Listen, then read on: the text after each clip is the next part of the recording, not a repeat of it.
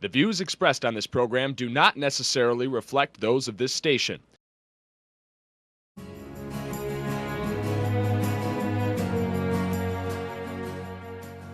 Welcome to Insights into Northeast Michigan, a WBKB News public affairs program. Insights deals with the issues affecting those in the community, as well as Northeast Michigan and the state. And now, Insights into Northeast Michigan.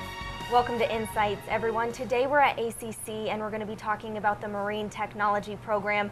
So for my first guest, I'm here with David Cummins, who's an instructor. How are you? Oh, real good, Lexi. And you're also an advisor for this group, correct? Yes, I advise for the Marine Technology Program here at Alpena Community College. Now, give us a brief overview. What is the Marine Technology Program? So the Marine Technology Program is a fairly unique program here in that we train specifically for repairing and maintenance of underwater robots. How did it come to ACC? So we ended up starting this course around 2011 when we got a Department of Labor grant to help fund the creation of several programs, including this Marine Technology Program. And with that, we started looking at what opportunities we had, what partnerships could we create, and we looked at a partnership with Thunder Bay National Marine Sanctuary, and what could we do for a program that had lots of job opportunities.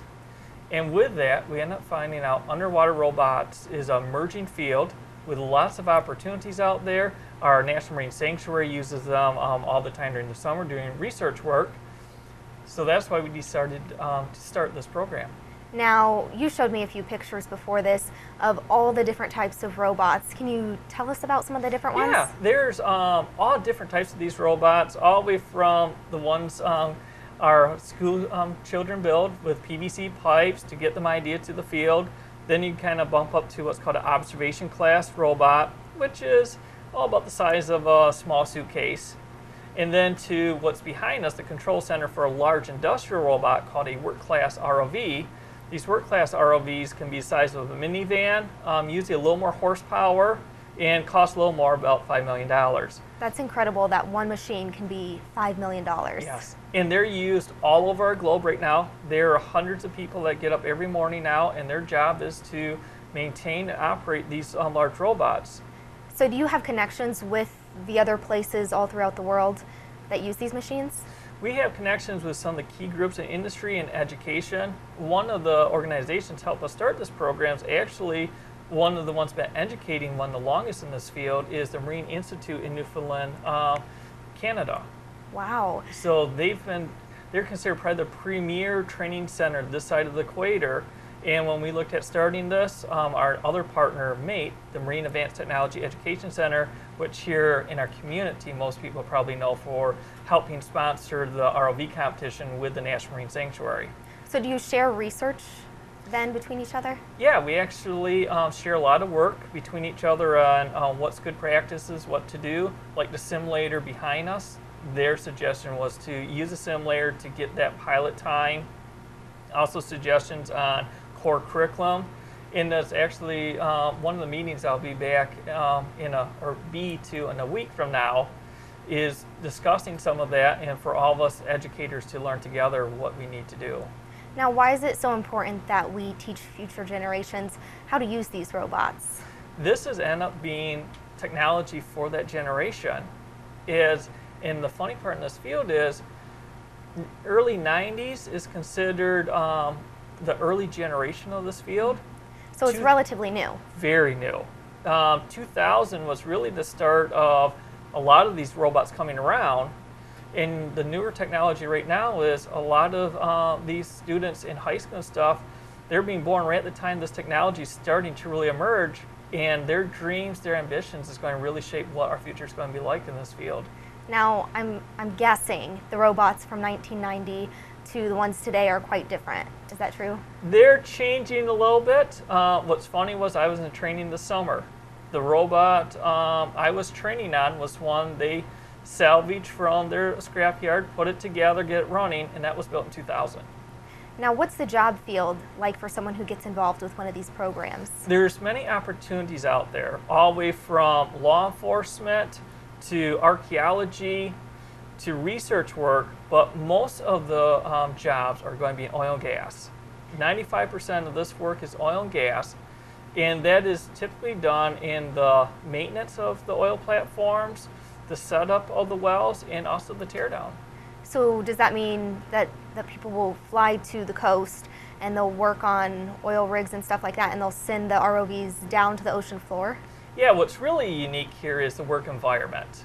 And it's really cool to have these opportunities here in Alpena, because typically in this field you're going to work 3 weeks on. When you're 3 weeks on, you're going to either be on a ship or a platform. And while you're on that time is you're going to be maintaining the robot, taking it down. Your day might consist of taking the robot down, inspecting all the equipment down there, creating a videotape of it, and coming back up, and that is your product, is that videotape of what you saw. And then after 3 or 4 weeks of that, when you're done, you'll fly back to shore.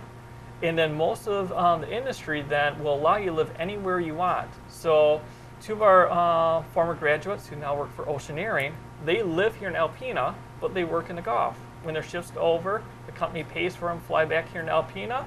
They visit their family stuff, and day before their shift starts, they fly back down to the coast and hop on a helicopter, go out to the rig. You know, what a cool job to be able to live on a ship or a rig for 3 weeks, however long, and then you can just fly back and live wherever you want to, basically. Yeah, it is very appealing to a lot of people, and one of the unique things we try and do in the program is prepare people for this unique lifestyle, because it's really appealing to a lot, but you do have to be careful, because in this field what they're looking for is obviously the technical skills. They're looking for people that have hands-on skills.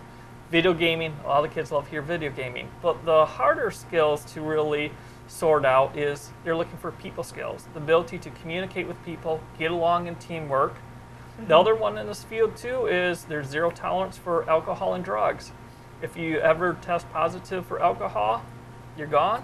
If you ever test positive for drugs on the work site, you're gone. So it is a very unique and stringent work environment, but for those who love the water, have those skills, it is just a dream come true.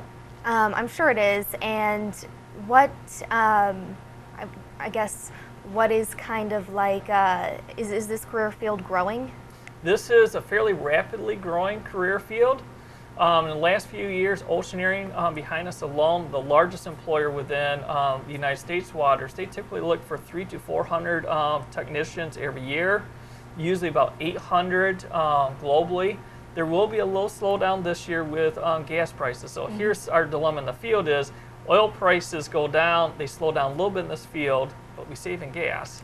Yes. But typically this work is a lot of our oil now is coming from the Gulf of Mexico region. Predominantly that's where these robots are being used. That is critical to most of these platforms. Now the research that the robots actually collect from underwater, what is that used for? So here locally in our community, like Thunder Bay National Marine Sanctuary, is we'll use these robots to go down and document a lot of the shipwrecks. We can use cameras to record the condition, and they can look year after year how these shipwrecks are changing, or if we've never seen it before, that's how we can document it. And then also with high sonar, we can actually document shipwrecks like we can never before with just cameras. All right, well, thank you so much, David, for being a guest on my show today. Thank you, Lexi. And when we come back, I will be talking with our next guest, who will actually be telling us a little bit more about the program here at ACC. Welcome back to Insights, everyone. I'm here with Ken McCory, who is a student at ACC. How are you? I'm doing excellent. Thank you for having me. Yeah, and so you are a first-year student in the Marine Technology program, correct? Yeah, I'm finishing up my first year this spring semester. I started in the summer semester, which is beginning of June. And anyone, like you said, anyone who wants to get involved with this program can sign up to take the courses, right? Yeah, I found out about it through the tech night at the high school when I took my son there, and it's something that really interested me, so I looked into it and signed up, and I got right in. Now, what are some of these courses like? What do you learn in the classes? Well, in the summer classes, learned to scuba dive, which was always one of my dreams. We did a basic underwater, advanced open water, and rescue/research diver class. After that, we had maritime history, and then there was an oceans and Great Lakes issues class. And what are some of the things you discussed in the history course? In the history course, we talked about the history of shipbuilding, different types of ships, stuff you would look for to help identify ships while they're underwater. We also talked about the history of the Thunder Bay National Marine Sanctuary and the shipwrecks that you can find out there.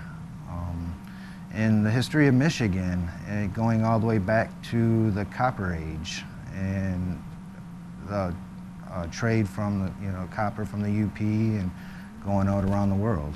So you mainly focus on the history of the Great Lakes versus talking about some of the locations on the ocean where you could be in the future.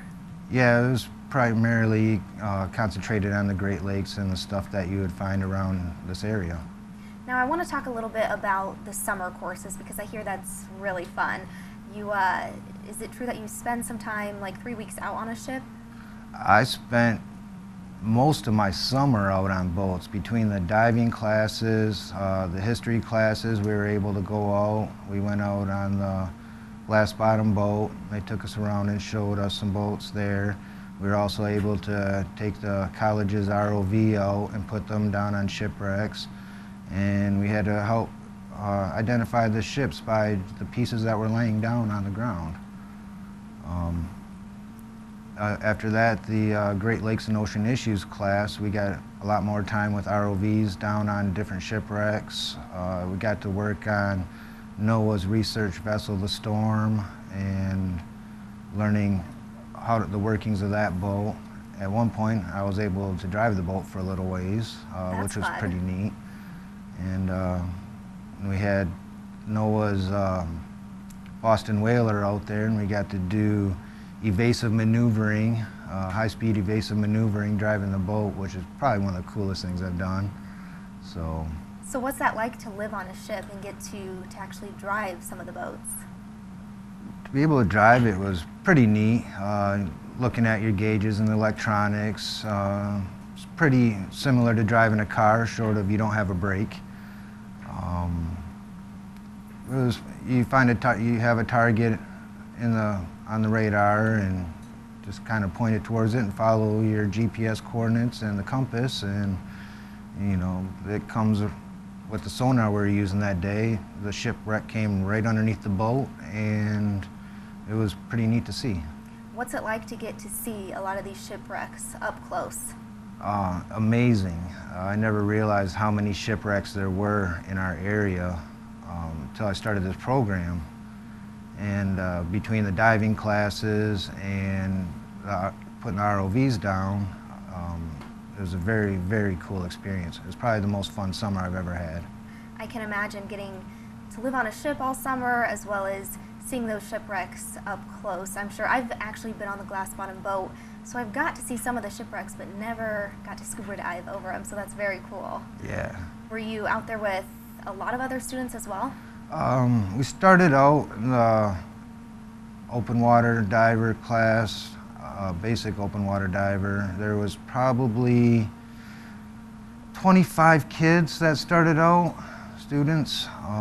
Then the second class was the advanced open water, and we were down to about 10 kids, and for the rescue research diver, we only had 4 people in that program. So it did dwindle down some, but as we went along, the less people that were there was more opportunities for the people that did stay, and so we got to go and dive and do a lot of neat stuff.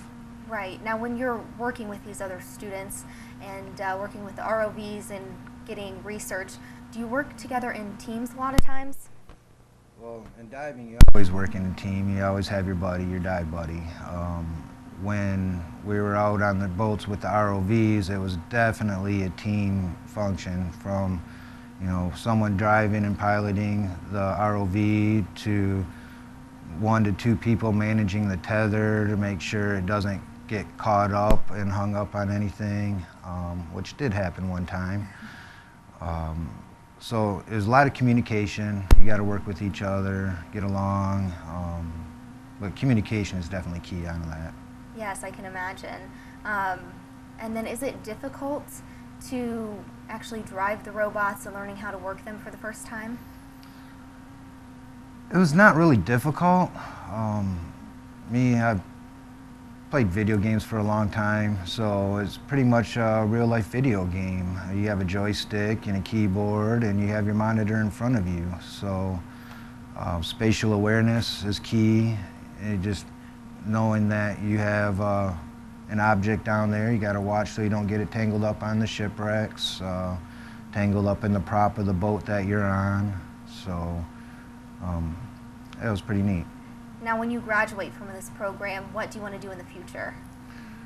Well, my dream would be to get into research. I want to find an underwater city. I believe there's ones out there that have not been discovered. If I need to work in the gas and oil industry to get the job experience, I'd gladly do that. But my overall goal would be into research and help somebody out find something new in the oceans. And now, are there other areas besides just research in the gas and oil industry? yeah, there's telecommunications. They use ROVs to lay their cables down across the ocean.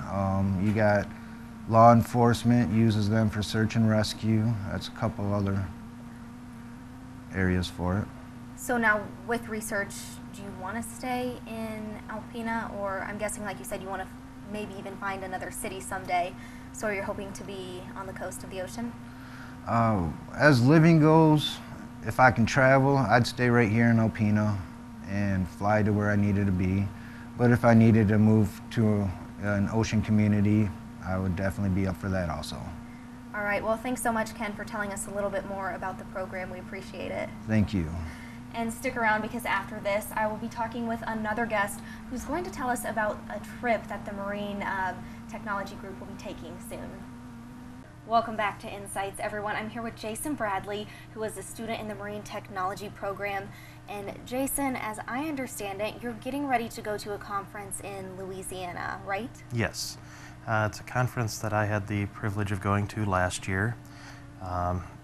One of the benefits of it is there are a lot of aspects of this program that Dave, people at the Sanctuary, a gentleman from down at Grand Valley, and instructors from all over help us with as far as the educational side of it. But what we can't get here is the actual knowledge, hands-on experience, seeing the full life-size ROVs, the facilities they're on, getting an idea of what rig life is like. When we go to this conference down in New Orleans, everyone in the industry is there. Everybody from commercial divers, ROV pilots, manufacturers, companies that design the tooling and rigging that'll be used on these ROVs. And you get a chance to sit in for a week of technical sessions, several of them. Pick anything you want. Research, if that's what you want, oil and gas exploration, work-class ROVs. This year, Homeland Security is actually going to have a display there for how they're starting to use ROVs to look for drug smuggling operations in the Gulf. And it's a chance to see more of this, what you can do afterwards. Like Dave mentioned earlier, a lot of these jobs are just in oil and gas, but there are other avenues you have. Maybe you want to go into designing and building the ROV. Maybe you want to go into science. Maybe you want to become an instructor for a program like this. And there's several different paths you can follow. You know, one of the great things about going down there is you're going to run into a lot of people with a wealth of knowledge that have been doing this for 10, 15, 20 years. And when you go up to somebody and say, "You've been out on a rig, why don't you tell me what life's like?" Right. You know, that's where you hear, okay, you know, you're going to get out on a rig and you're going to eat like a king as long as you have a good cook. Then you might get on a rig for a week and that's going to be somewhere you only eat cereal. You get all the life experiences of these people that you get to mingle with and the bonds you get to form. Yeah, that's got to be one of the great things of the program, is actually talking to anyone and everyone in the industry who's done this for a number of years, so you know exactly what you're getting into. Right. You know, like here we get a good technical side of it. You know, we learn a lot about the mechanics and the dynamics of the ROVs, how they're used, what they can be used for. Down there, you get a chance to talk to a guy who says, well, I was out one time and, we got the ROV snagged and it broke down. We had an entire crew out there sitting on an oil rig. They couldn't do anything until we fixed our ROV. The whole rig was at a standstill, losing millions of dollars a day just because this piece of equipment is down. And you learn how important the ROVs can be in this industry, from everything from preventing a disaster in the Gulf, finding shipwrecks, which has been done, and now they're even getting into subsea mining in areas too. Now, how long is this program going to last for? It's 2 years. However, you do have to go one summer semester. It's kind of hard in our climate up here to be out on the water in the winter. So that's one of the reasons we have summer classes when a lot of programs don't.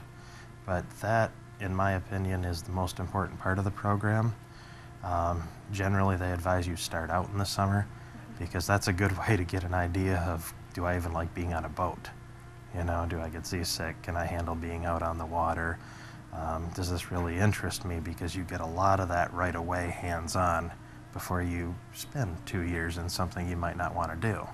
Now, with the conference, will you be there for a week, 2 weeks? How long in Louisiana? Well, this year we're flying down on Sunday. That way we can have all day Monday to explore. There is a training rig where if you were to sign on with a company like Oceaneering, you'll spend 4 to 6 weeks training on this rig that's right off the shore. It's also a museum. Last year we didn't get the opportunity to go see things like that because the conference takes up all the days we're there.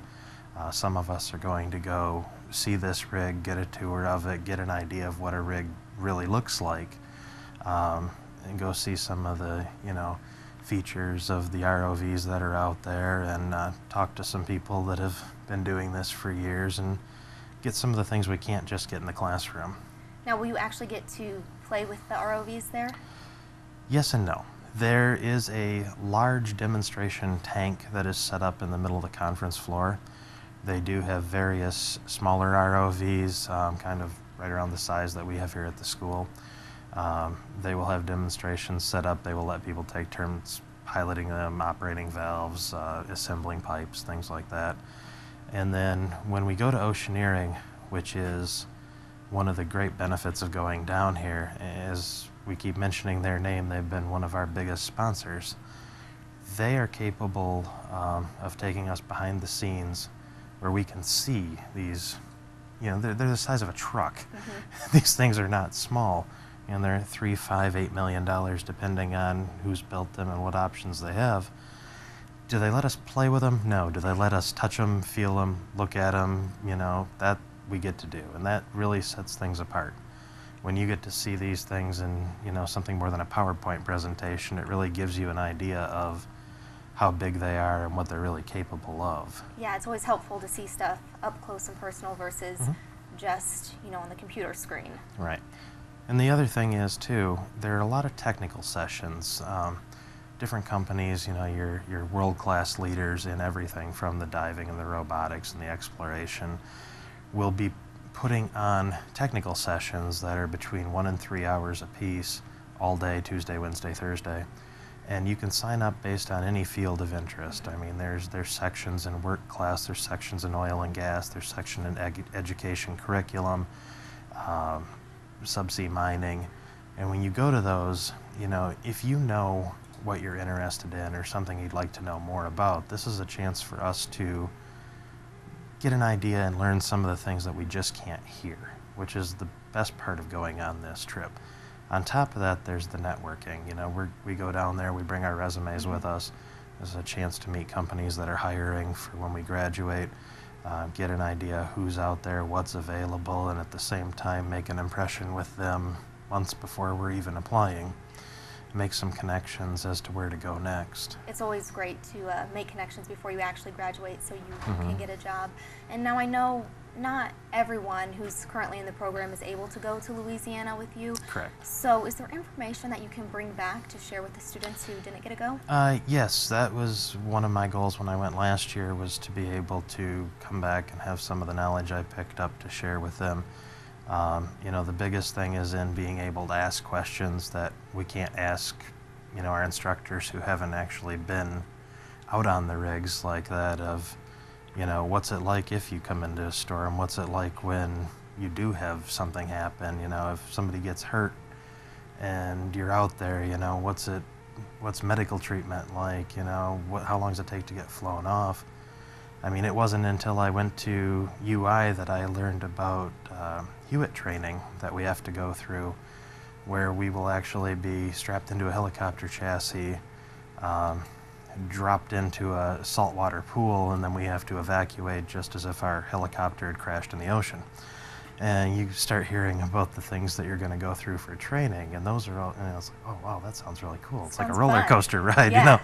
And those are things that, you get to talk to guys who've been through it, and to be able to get in touch with people who have been doing this, that's the greatest draw of going down there, is the networking, being able to ask the questions that, our instructors might not have the best Right. answer to. I mean, Right. Dave will always go out and get the answer if he doesn't have it, but this is a nice chance for us to think of all the things we just don't when we're here. All right, well, thanks so much, Jason, for being on the show today. No problem, thank you. And we'd like to wish the Marine Technology Program the best of luck as they travel down to Louisiana. Have a good day, everyone. Insights into Northeast Michigan is produced by WBKB News. If you have any comments, suggestions, or topics you would like to see on a future show, please email WBKB News. This has been a production of Thunder Bay Broadcasting Corporation. All rights reserved.